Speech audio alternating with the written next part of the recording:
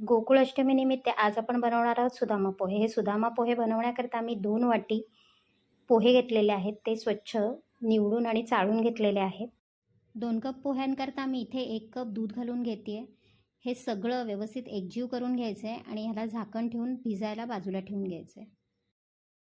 इथे मी जाडबुडाची कढई घेतलेली आहे आणि त्यातच थोडंसं तूप घालून घेते. त्यात लगेच सुकामेवा परतून घेऊ.